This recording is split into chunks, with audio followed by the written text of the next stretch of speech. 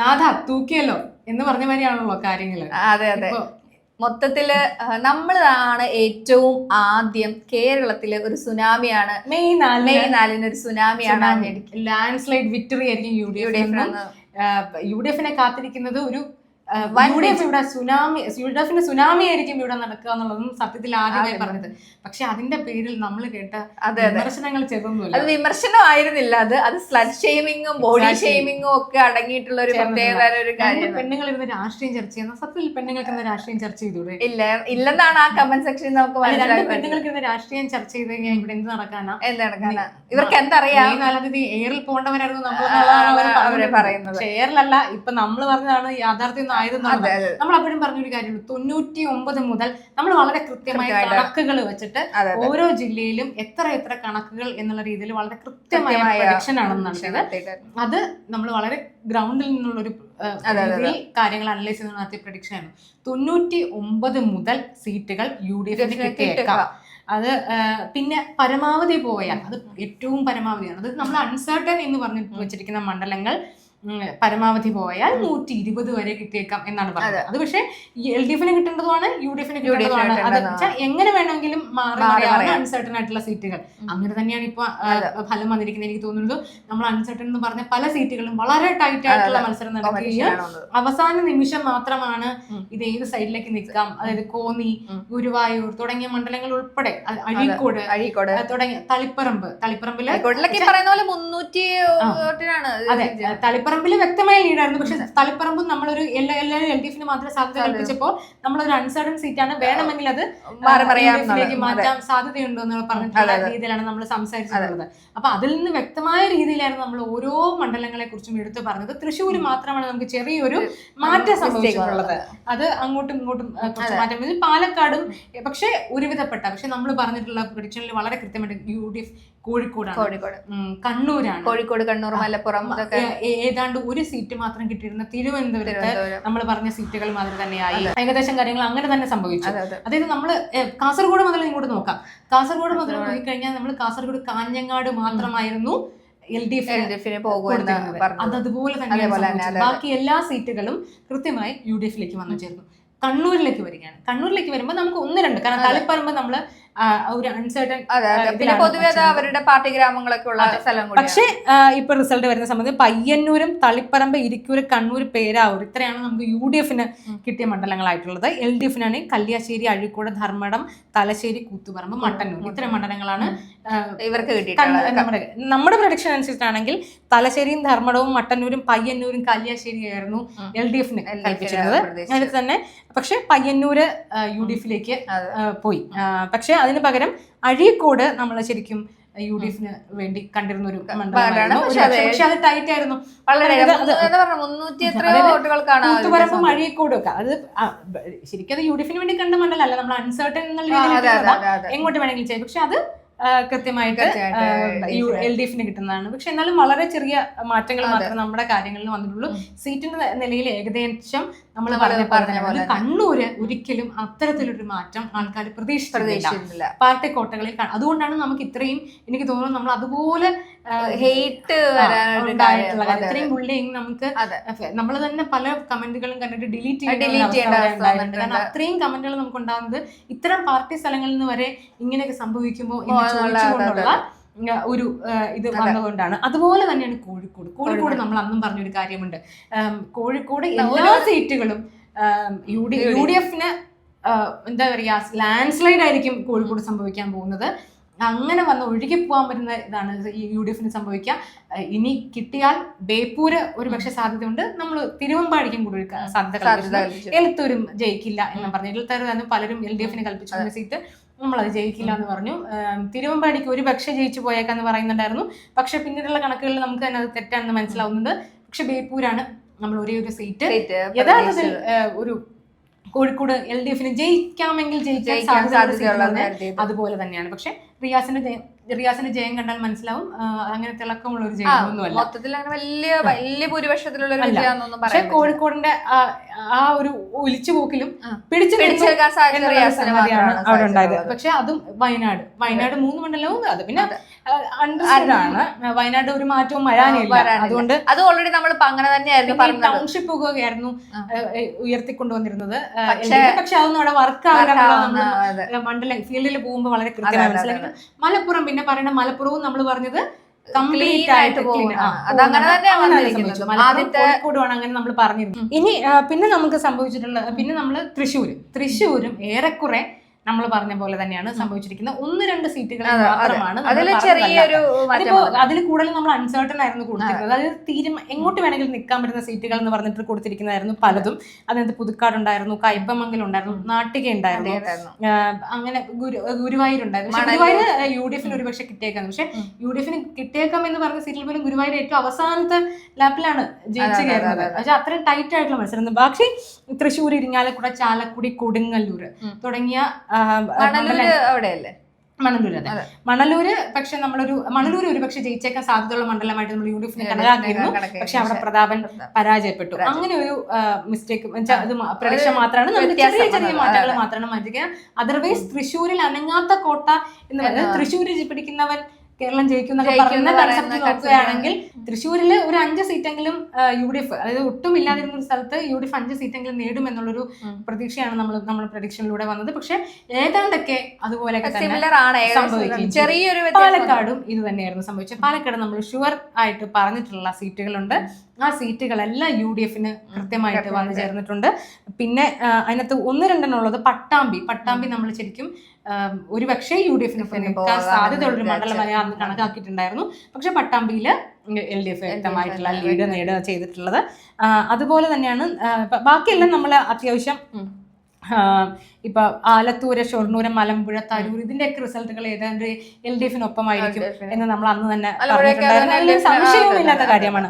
തൃത്താല, കോങ്ങാട്, മണ്ണാർക്കാട്, പാലക്കാട്, ചിറ്റൂര് ഇത്രയും സ്ഥലങ്ങൾ എന്ത് വന്നാലും UDF-നൊപ്പം നിൽക്കാൻ സാധ്യതയുള്ള മണ്ഡലങ്ങളായിട്ട് നമ്മൾ ഇതിൽ നിന്ന് അത് 5 സീറ്റുകൾ പാലക്കാട് കിട്ടും, UDF കിട്ടും. അത് കിട്ടിക്കഴിഞ്ഞാൽ ബാക്കി 1-2 സീറ്റുകൾ വന്നു കഴിഞ്ഞാൽ UDF സമഗ്രാധിപത്യം സ്ഥാപിക്കാൻ പറ്റും എന്നുള്ളതാണ് നമ്മൾ പറഞ്ഞിരുന്നത്. പക്ഷെ അൺസർട്ടൺ ആയിട്ടാണ് 2-3 സീറ്റുകൾ നമ്മൾ നിർത്തിയിരുന്നത്. അത് LDF പോകുന്നത് കൊണ്ട് നമ്മൾ പറഞ്ഞ 5 സീറ്റുകൾ തന്നെയാണ് പാലക്കാട് യഥാർത്ഥത്തിൽ UDF കിട്ടിയിരിക്കുന്നത്. പക്ഷെ നമ്മുടെ പ്രഡിക്ഷനിൽ പറഞ്ഞിട്ടുള്ള എല്ലാ സീറ്റുകളും UDF കിട്ടിയിട്ടുണ്ട് എന്നുള്ളതാണ് നമുക്ക് കണക്കാക്കാൻ പറ്റുന്നത്. പിന്നെ എറണാകുളത്ത് പറഞ്ഞൊരു സാധ്യതയുണ്ട്. എറണാകുളം ഇതേമാതിരിയാണ്. കോഴിക്കോടും മലപ്പുറമൊക്കെ സംഭവിക്കുന്ന പോലെ തന്നെ കംപ്ലീറ്റ് ആയിട്ടുള്ള ഒരു ആയിരിക്കും എറണാകുളത്ത് സംഭവിക്കാന്ന് പറഞ്ഞു. പക്ഷെ അഥവാ കിട്ടിയാൽ വൈപ്പിനായിരിക്കും പക്ഷേ ഒരു മാറിയുള്ള പക്ഷെ വൈപ്പിൻ അങ്ങനെ ഒരു ഫലം കാണിക്കുകയും ചെയ്തിരുന്നു. ഞാൻ പറഞ്ഞ തെരഞ്ഞെടുപ്പിന്റെ പല റൗണ്ടുകളിലും വൈപ്പിലാണ് എറണാകുളത്ത് ആകെ സാധ്യത വന്നിരുന്ന ഒരു മണ്ഡലം എന്ന് പറയുന്നത്. അങ്ങനെ എറണാകുളത്ത് ശരിക്കും നമ്മൾ പറഞ്ഞ പോലെ തന്നെയാണ് കാര്യങ്ങൾ നടന്നിരിക്കുന്നത്. പിന്നെയുള്ളത് കോട്ടയത്ത് എങ്ങനെയാണ്? കോട്ടയത്ത് ഇതേമാതിരി നമ്മൾ ഒരു ചെറിയ സാധ്യത കൽപ്പിച്ചു കൊടുത്തത് വൈക്കത്തിനായിരുന്നു. വളരെ ടൈറ്റ് ആയിട്ടുള്ള മത്സരം നടന്നു. വൈക്കം ഒരു പക്ഷേ LDF-നൊപ്പം പോയേക്കാം എന്നുള്ളൊരു വന്നിട്ടുണ്ടായിരുന്നു. പക്ഷെ വൈക്കം UDF ബാക്കി എല്ലാ കോട്ടയം, ഇടുക്കി, എറണാകുളം ജില്ല മുഴുവൻ UDF-നെ സപ്പോർട്ട് ചെയ്യും എന്നുള്ള കാര്യത്തിൽ നമ്മൾ കൃത്യമായ കണക്കാണ് വെച്ചിരുന്നത്. ആ മണ്ഡലങ്ങളെല്ലാം തന്നെ UDF-നെ സപ്പോർട്ട് ചെയ്യുകയും ചെയ്തു. ഇടുക്കിയിലും ഇതേപോലെ തന്നെയാണ്. ഇടുക്കി ആലോചിക്കാൻ പോലും പറ്റാത്ത രീതിയിലുള്ള വിക്ടറിയാണ്. കാരണം ഇടതുപക്ഷത്തിന്റെ വ്യക്തമായ പല മണ്ഡലങ്ങളും മണിസാറൊക്കെ ജയിച്ചിരുന്ന സ്ഥലങ്ങളിലൊക്കെ നേരെ അതേപോലെ. പക്ഷെ നമ്മളപ്പോ ഒരു സംശയം പറഞ്ഞത് ദേവികുളം ഒരു പക്ഷെ ചിലപ്പോൾ കാണിച്ചേക്കാം. ചിലപ്പോ അങ്ങോട്ടും ഇങ്ങോട്ടും ഉള്ളൊരു അത് അവിടെ നമ്മളൊരു അൺസർട്ടനിറ്റി പറഞ്ഞിട്ടുണ്ടായിരുന്നു. പക്ഷെ ദേവികുളവും യഥാർത്ഥത്തിൽ നമ്മൾ അവസാനം വരുമ്പോൾ UDF-നൊപ്പം വരുന്ന കാഴ്ച നമ്മൾ അങ്ങനെ തന്നെ പറഞ്ഞിരുന്നത്. മുഴുവൻ വരാൻ സാധ്യതയുണ്ട്. ചിലപ്പോൾ ദേവികുളം ഒരു അല്ലാത്തൊരു സ്വഭാവം കാണിക്കും. അങ്ങനെ ഒരു സ്വഭാവം കാണിക്കുകയും ചെയ്തിരുന്നു വോട്ടെന്നുള്ള സമയത്ത്. ദേവികുളത്തിൽ ലാസ്റ്റ് മിനിറ്റ് ഒക്കെ അവസാന ഇതേപോലെ തന്നെയാണ് വൈക്കത്ത് സംഭവിച്ചത്. വൈക്കം അവസാനം UDF എടുക്കുകയായിരുന്നു. കാരണം അതുവരെ നമുക്ക് വൈക്കം ഒരു സാധ്യത നമ്മൾ അങ്ങനെ തന്നെയാണ് പറഞ്ഞത്. കോട്ടയം ബാക്കി എല്ലാ മണ്ഡലവും എടുക്കും. വൈക്കം മാത്രം ചിലപ്പോൾ ഒരു പക്ഷേ ഒരു LDF-നുള്ള ഒരു സ്വഭാവം കാണിച്ചേക്കാന്ന് പറഞ്ഞിരുന്നു. ഏറെക്കുറെ അങ്ങനെ തന്നെയാണ് വോട്ടെണ്ണൽ വന്നതും. പിന്നെ ആലപ്പുഴയിൽ നമ്മുടെ കണക്ക് വളരെ എക്സാക്ട് ആയിരുന്നു. കാരണം ആലപ്പുഴ ജില്ലയിൽ ഇന്നതായിരിക്കും നടക്കുക നമ്മൾ ഏകദേശം ഉറപ്പിച്ചിരുന്നു. ജി സുധാകരന്റെ കാര്യത്തിൽ ജി സുധാകരൻ ജയിക്കാൻ സാധ്യതയുണ്ടെന്ന് ആദ്യം പറഞ്ഞ ഒരു ഭൂരിപക്ഷവും ഒരുപാട് വിമർശനങ്ങൾ നമ്മൾ കേട്ടിട്ടുണ്ട്. നിങ്ങൾ എന്തിനാണ് ഇങ്ങനെ PR പണി ചെയ്യുന്നത്, നിങ്ങൾ UDF വേണ്ടി പരസ്യം ചെയ്യുകയാണോ തുടങ്ങിയുള്ള പല കാര്യങ്ങളും കേട്ടു. പക്ഷെ അങ്ങനെയല്ല, ജി സുധാകരന് അമ്പലപ്പുഴയുള്ള ഗ്രൗണ്ട് മനസ്സിലായിക്കൊണ്ട് തന്നെയാണ് നമ്മുടെ ഫസ്റ്റത്തെ ഒരു വിശകലനം തന്നെ വന്നതും ജി സുധാകരന്റെ വിജയ സാധ്യതയെ പറ്റിയായിരുന്നു. അപ്പം ഇപ്പൊ പാർട്ടി അല്ലാതെ ജി സുധാകരൻ ജയിക്കുമോ ഇല്ലെന്നുള്ള അപ്പൊ ജി സുധാകരന്റെ എഫക്റ്റിൽ ആലപ്പുഴ ജില്ലയിൽ പല മാറ്റങ്ങൾ സംഭവിക്കാനുണ്ടെന്നു. നിലവിൽ കേരളത്തിലുള്ള പല സാധ്യതകളുടെ ഒരു തരംഗത്തിന്റെ കൂടെ, ഒരു വേവിന്റെ കൂടെ ജി സുധാകരൻ ഫാക്ടറും കൂടി ആകുമ്പോഴത്തേക്കും ആലപ്പുഴ ജില്ലയിൽ അതൊരു വലിയ റിഫ്ലക്ഷൻ ഉണ്ടാക്കുന്നു. ഇതേപോലെ നമ്മൾ വളരെ കൃത്യമായി പറഞ്ഞാണ്, ചിത്തന് വലിയ വെല്ലുവിളിയായിരിക്കും AD തോമസ്. അതും അതേപോലെ തന്നെ വളരെ വലിയ ഭൂരിപക്ഷം AD തോമസ് എന്ന് പറഞ്ഞിട്ടുള്ള ഒരു ആള് കടന്നു വരുമ്പോൾ അത്ര നല്ല പ്രാധാന്യം ഉണ്ടാക്കി ഇവിടെ ജയിച്ചു പോകും. അത് ആലപ്പുഴ പോലത്തെ ഒരു ജില്ലയിൽ, ആലപ്പുഴ പോലത്തെ മണ്ഡലത്തിൽ ജയിക്കാൻ സാധ്യതയുള്ള ഒരാളായിട്ടൊന്നും അല്ല AD തോമസിനെ കണക്കാക്കിയെങ്കിലും വളരെ ചുരുങ്ങിയ സമയത്തിനുള്ളിൽ തന്നെ ഒരു കൃത്യമായിട്ടുള്ള എന്താ പറയുക ഒരു മുൻതൂക്കം ഉണ്ടാക്കാൻ AD തോമസിനെ കൊണ്ട് കഴിഞ്ഞിട്ടുണ്ട്. പക്ഷെ കണക്കെടുപ്പുകളിൽ ആലപ്പുഴ ജില്ല ഉറപ്പായിട്ടും ഈ പല സ്ഥലങ്ങളിൽ കിട്ടുമെന്നുള്ള പ്രതീക്ഷയായിരുന്നു. പക്ഷെ നമ്മൾ കൃത്യമായി പറഞ്ഞിരുന്നു ചേർത്തല മണ്ഡലമാണ് കിട്ടാനുള്ള ഏറ്റവും കൂടുതൽ പോസിബിലിറ്റി ഉള്ളത്. അത് തുടക്കം മുതൽ അങ്ങനെ തന്നെ ആ മണ്ഡലം നിലനിർത്തി. രണ്ടാമത്തെ മണ്ഡലം നമ്മൾ പറഞ്ഞത് മാവേലിക്കരയാണ്. അതൊരു സംശയമില്ലാത്ത മാവേലിക്കര LDFന്റെ കൂടെ ആയിരിക്കും. മൂന്നാമത് പറഞ്ഞിട്ടുള്ളത് ചെങ്ങന്നൂരാണ്. ചെങ്ങന്നൂർ നമ്മളൊരു പോസിബിലിറ്റിയിലാണ് നിർത്തിയിരുന്നതെങ്കിൽ പോലും LDFനാണ് സാധ്യത. 3 സീറ്റാണ് നമ്മൾ LDFന് കൊടുക്കുന്നത്.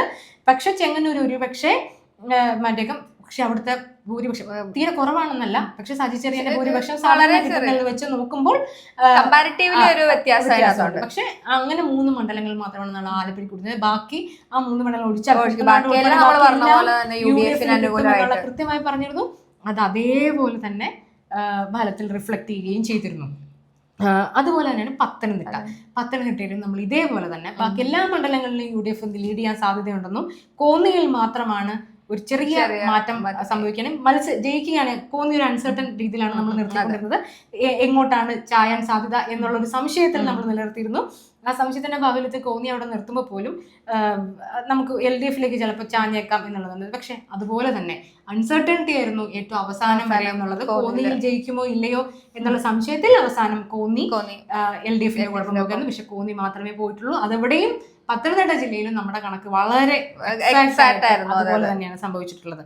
പിന്നെ വരുമ്പോ കൊല്ലത്തും നമ്മൾ പറഞ്ഞതിൽ നിന്ന് അങ്ങനെ വലിയ മാറ്റം വന്നിട്ടില്ല. ചാത്തന്നൂരിന്റെ കാര്യത്തിൽ നമ്മുടെ പ്രൊഡിക്ഷനിൽ നമ്മൾ പറയുന്ന ഒരു പക്ഷേ അൺസർട്ടൺ ആയിട്ടാണ് നമ്മൾ നിർത്തിയിരുന്നത്. പക്ഷെ ചാത്തന്നൂരിന്റെ കാര്യം ഏറ്റവും വ്യക്തമായി പറയുന്നത് ചാൻസ് ഉള്ളതാണ് നമ്മൾ തന്നെ. പക്ഷെ ചാത്തന്നൂരിന്റെ കാര്യത്തിൽ നമ്മൾ അൺസർട്ടനിറ്റിയാണ് എങ്ങോട്ട് പോകുക എന്നുള്ള കാര്യത്തിൽ നമുക്കൊരു BJPക്ക് വിജയം ഉണ്ടാകാൻ പോകുന്ന സ്ഥലങ്ങളിലൊന്നും ചാത്തന്നൂരാണെന്ന് നമ്മൾ പറഞ്ഞിരുന്നു. അപ്പൊ അങ്ങനെ പറയുമ്പോൾ പോലും കൊല്ലത്തെ ഏകദേശമൊക്കെ നമ്മളുടെ കണക്കുകൾ ഒത്തു വന്നിട്ടുണ്ട്.